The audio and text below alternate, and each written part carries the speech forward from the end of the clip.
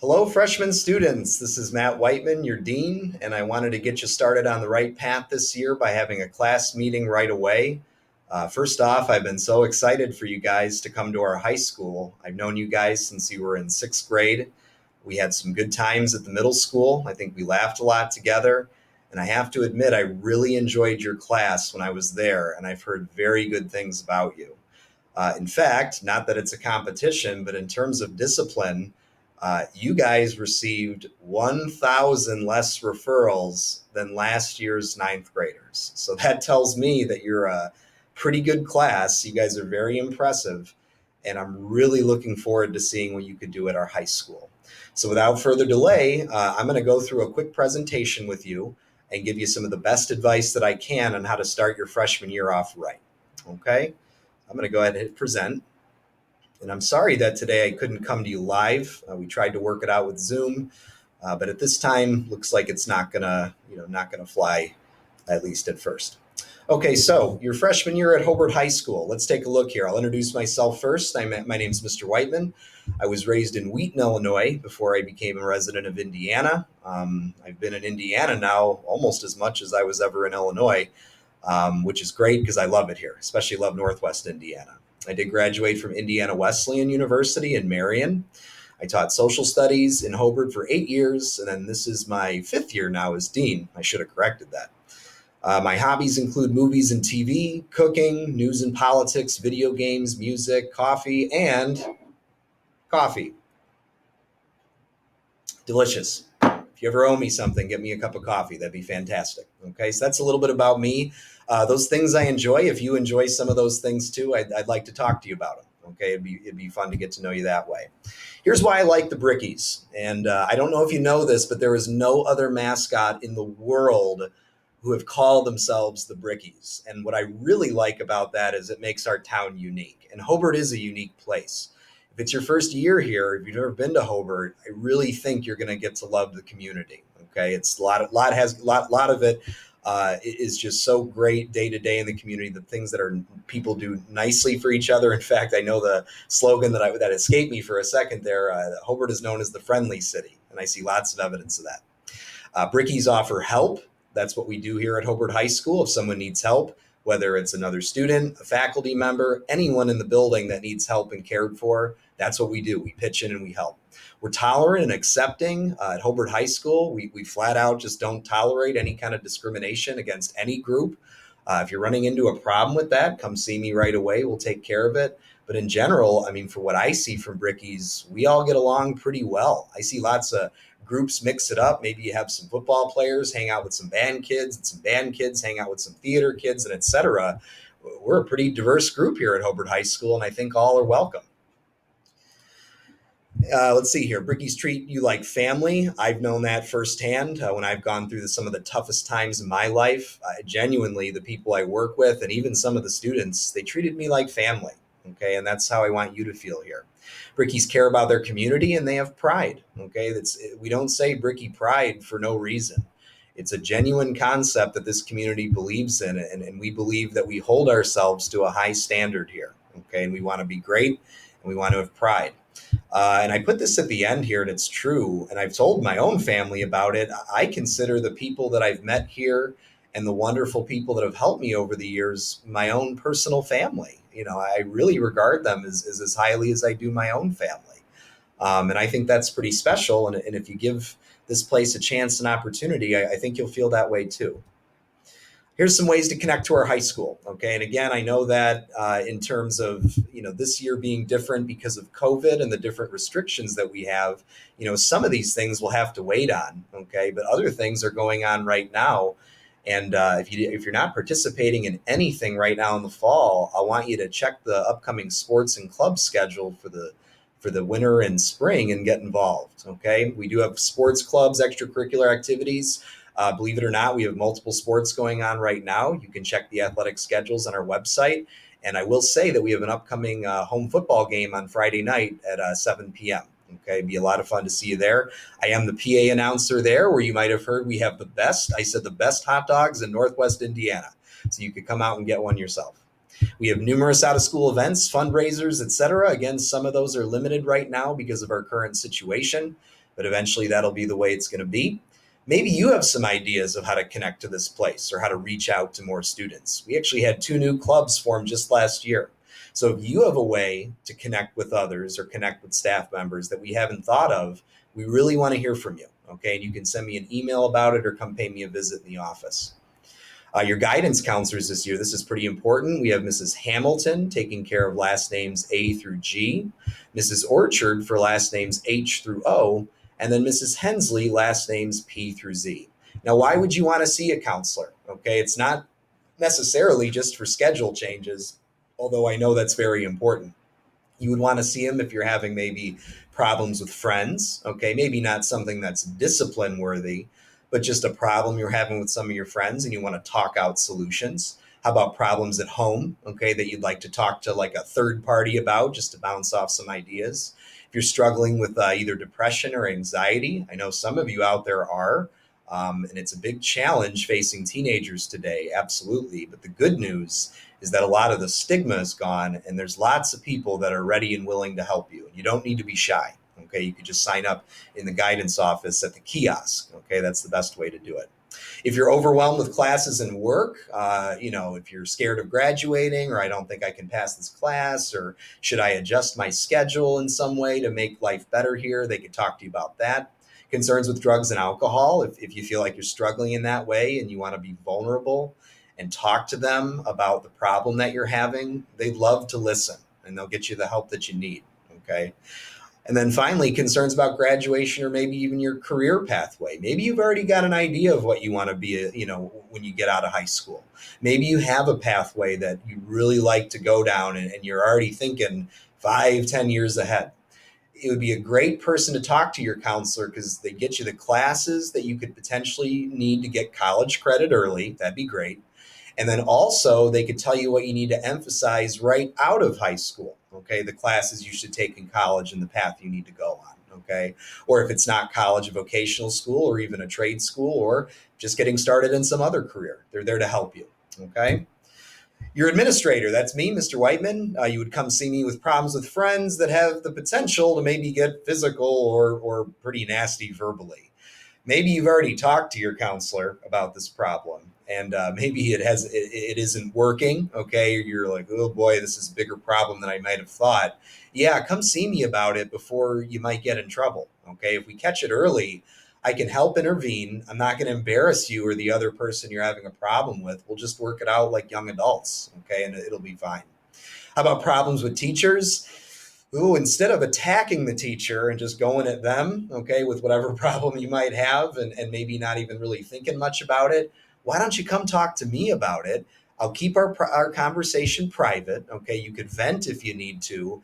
And I bet I could give you some solutions to improve the relationship. Okay. Or improve your performance in that class. You come see me. Okay.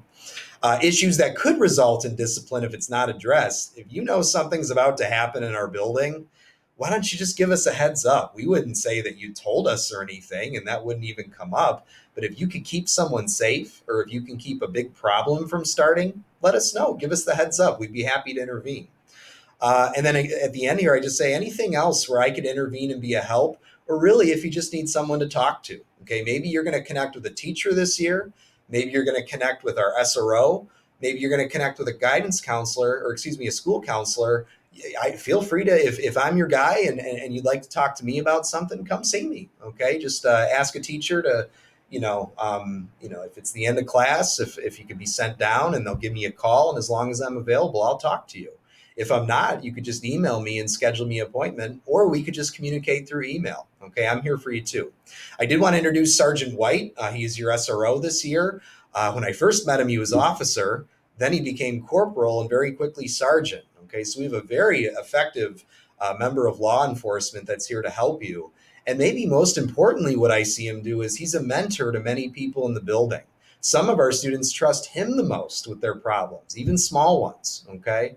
So why don't you get to know him as well? You'll see him walking around the building. Introduce yourself. I think you'll like it. All right, so here comes the nuts and bolts of what we got to talk about today. How are you going to have your best year ever? And the freshman year is an important one.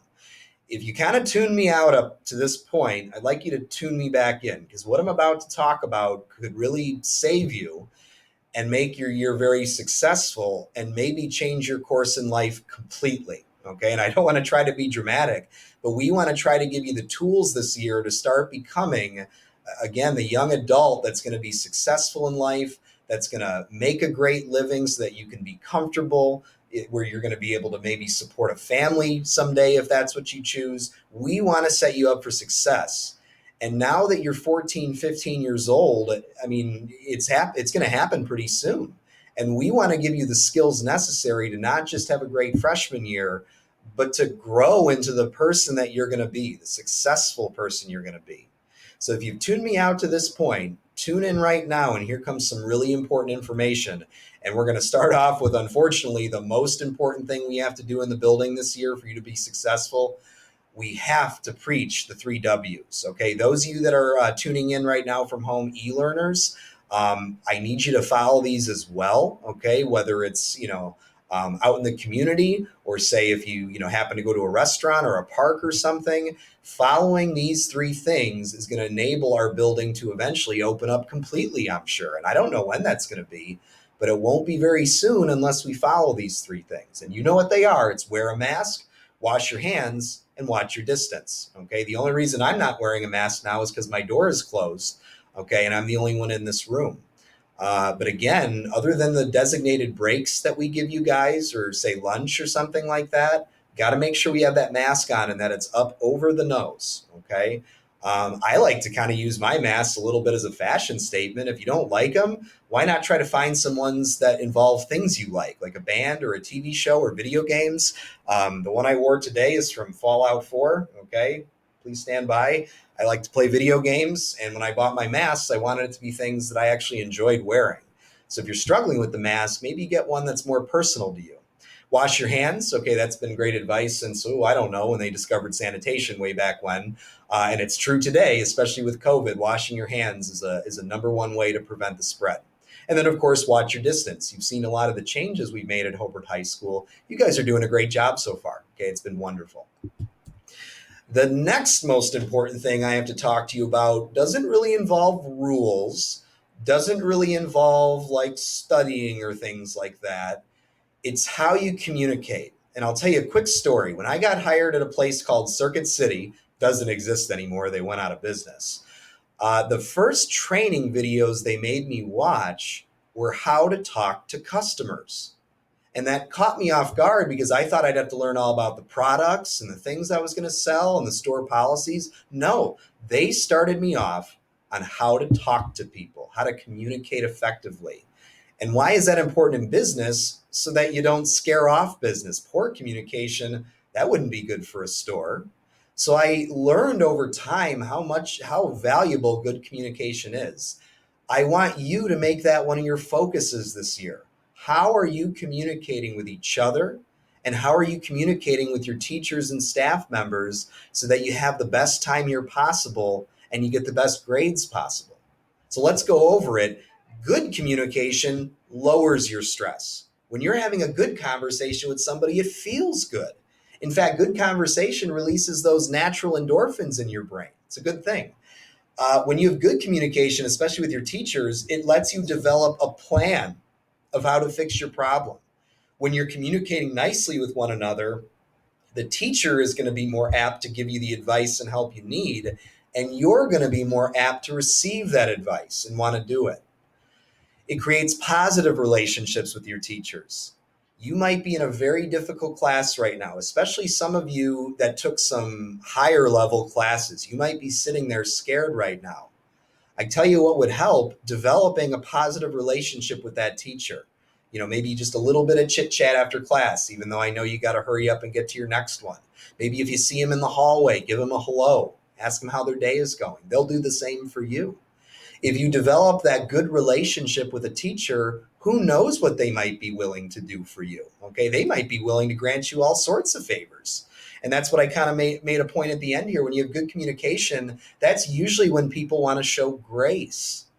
It makes it difficult with bad communication. And let's get to that.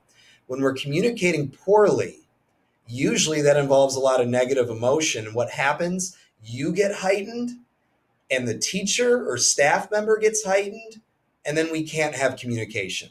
Okay. It's ineffective. And we all know, or even with a friend or someone you don't get along with. When we're both heightened, we can't talk to each other because we're too angry. And I don't know if you know this, but when we're angry, and it's science, our IQ goes down. We actually become kind of dumber when we're angry. So, what would be better? I just wait, okay, and maybe hold off until you're not as heightened and you can communicate nicely.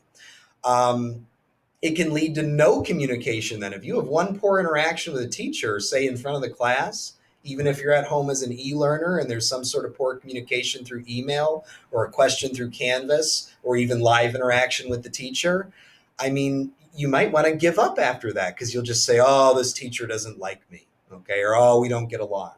Well, not unless we don't, not unless we try to fix things and try to have better communication. It creates tense relationships, and it doesn't want to make someone do you favors or show you grace. Imagine, say, you were late on a bill. Okay, you're going to have bills someday. Maybe some of you already have a bill. Maybe you have to pay for your own cell phone.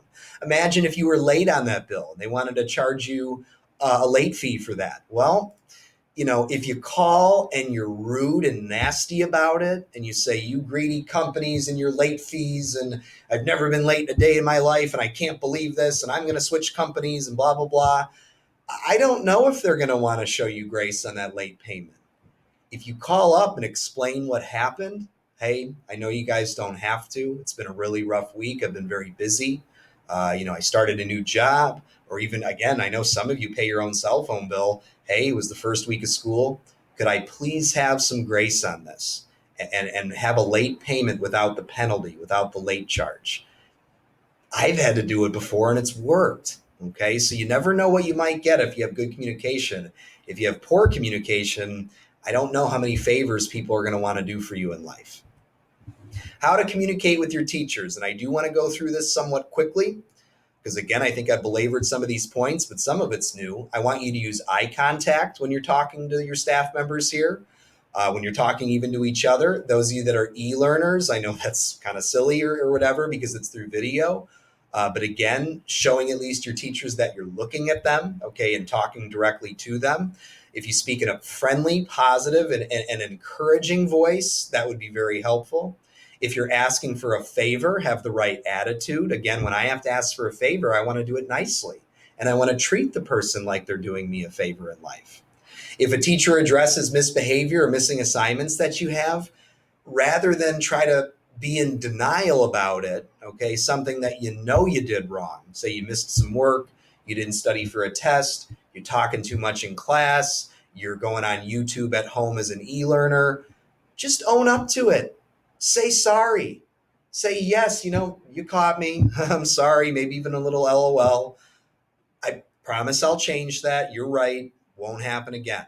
You'd be amazed at how impressed your teachers would be if you just own up if you do something wrong. Okay, it's okay. And if you can't own up to them, come own up to me. Okay, nice safe spot in my office. We could do it one-on-one, not in front of the rest of the students in the room. I'd be happy to help you own up. Okay, sometimes waiting to say something is better. Sleep on it. I know that you have probably typed out a long, nasty text to somebody at night and then thankfully didn't send it. And then I bet you deleted it in the morning or sometime during the night. And weren't you glad you did? We've all done this before. Sometimes it's better just to sleep on it before you overreact. Okay. Consider email if you know you're going to have a tough time controlling yourself. Guys, sometimes I can't always control my emotions either. And during those times, again, I like to wait and stop. And then I might just send a nice organized email so that I don't have to worry about maybe getting triggered if we talk one-on-one or in person. Okay. Rather than using, you statements, you didn't grade this, you didn't do this, you didn't do that. Try to use I statements. Okay. I had thought I had turned in that assignment. I thought I completed it. Would you be willing to check again to see if I did that? And if I didn't, I'm sorry, and I'd be happy to turn it in. That's very different than just saying in a one-sentence email, you lost my paper. Well, we don't know that yet. We should speak nicely about it.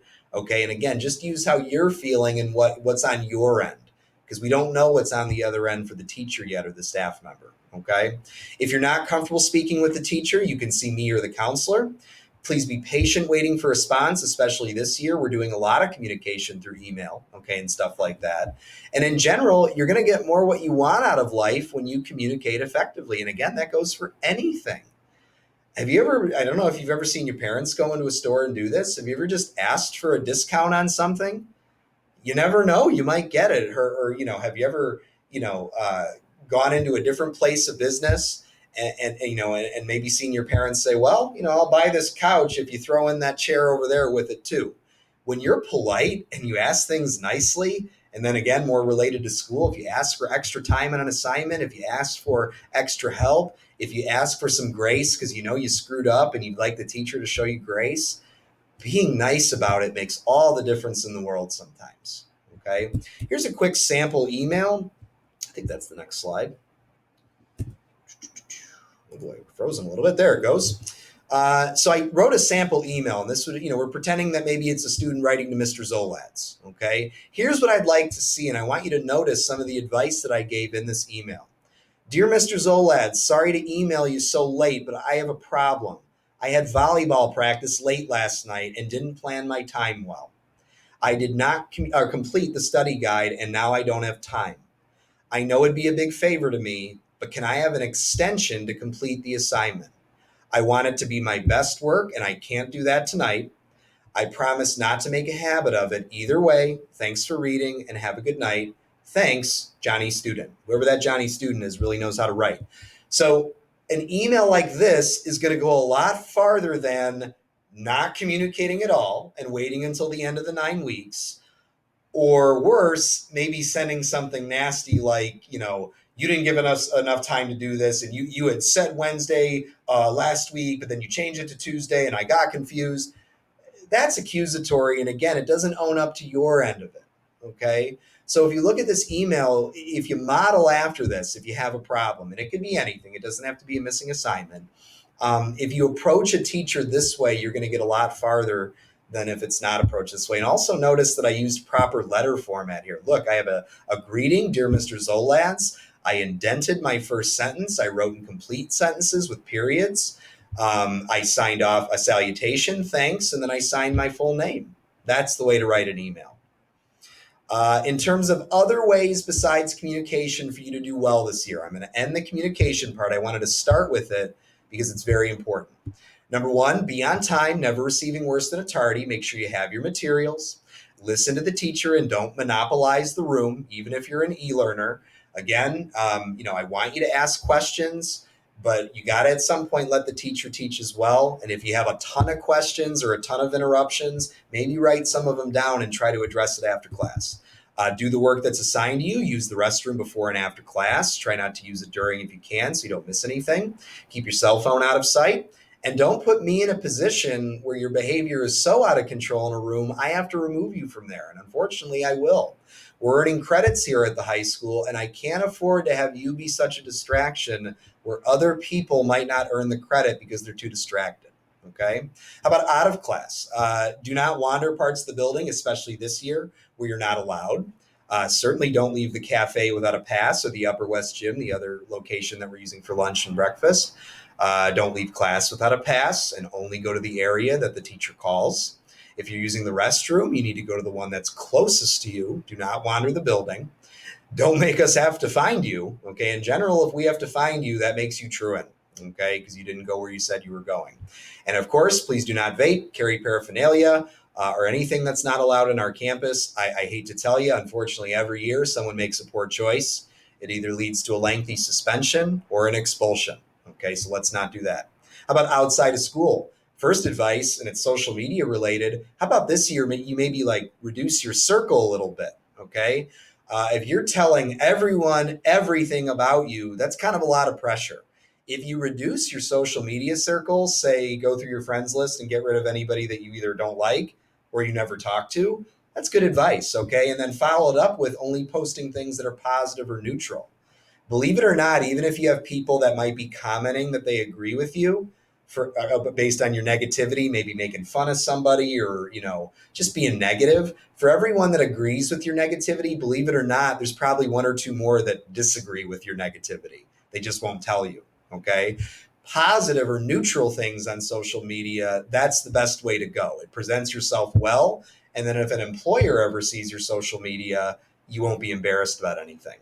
Don't break the law outside of school because, yes, we can get involved as a school. It's what's called a nexus to school. So if you break the law outside of school, we absolutely can discipline you through the school as well. Okay, do your homework. Don't make poor decisions over the weekend that the school will be dealing with on Monday. Yes, even if it's an argument with your friend over the weekend and you threaten to beat each other up or something, we can deal with that because, again, there's a nexus to school. Okay, and then, of course, avoid meeting in public places that you know are known for trouble.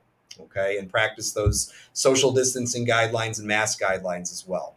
Your grade calculation this year, don't forget, is a 40-40-20 system. 40% is based on the first term, 40% is based on the second term, and then 20% is based on your final exam. That will make your semester grade, okay, which ends in December. And then you can't pass if you fail two of the three criteria. Okay, or excuse me, second semester, I believe, ends a week or two after Christmas break. Don't make fun of me if I got that wrong. Your teachers could tell you. And then again, if you fail two of the three, you can't possibly pass the class. Okay, so if you get two Fs, either within the first term, the second term, or the final exam among those three things, you can't possibly pass the class. Okay, cheating is a big deal, especially when we're doing a lot of online learning and a lot of submitting things through typing these days. Plagiarism is just copying the work of someone else, whether it's word for word or even if you summarize somebody else and you don't give them credit and you try to present it as your own thoughts. If you get caught cheating once, you get a 0 for the assignment. If you get caught cheating in the same class twice, our rule book does say, our handbook says that you have to fail that class and you can't take it until another semester. Okay, so it is a very big deal. Please do not plagiarize or cheat. We take it very seriously here. One quick story, I didn't go to college with these folks, but at my school, Indiana Wesleyan, we had 3 graduate students that earned their master's degree in psychology. You need that to become a counselor someday. And what happened was these people had plagiarized their final term papers. The university found out about it 10 years later, and then they rescinded it, canceled their degrees. And 2 of them lost their jobs because of it. Don't plagiarize. In closing, you're a valued member of this school. Okay, every single one of you has 100% value with me. To me, you are all great people, great brickies, great freshmen, and you all get to start with a clean slate with me this year. I don't care what you've done in your past. We're here to treat you fairly and treat you in a way that gives you every opportunity to do your best here as long as you put in the work. We're definitely here to help, treat staff members kindly, and you might be surprised with what you get back. We talk about that a lot. And if you're tired of the same old story, why don't you turn some pages? It's a great REO Speedwagon song. You could ask your parents or maybe your grandparents about that band. I'm Matt Whiteman, Mr. Whiteman. It's great talking to you today. And right after this video, if you have any questions, I'd like you to ask your teacher, or you could email me directly at mwhiteman@hobart.k12.in.us, even if you just want to say hello and introduce yourself. Have a great day and go Brickies.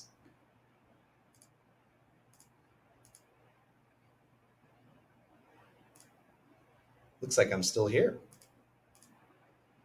You guys get extra time with me.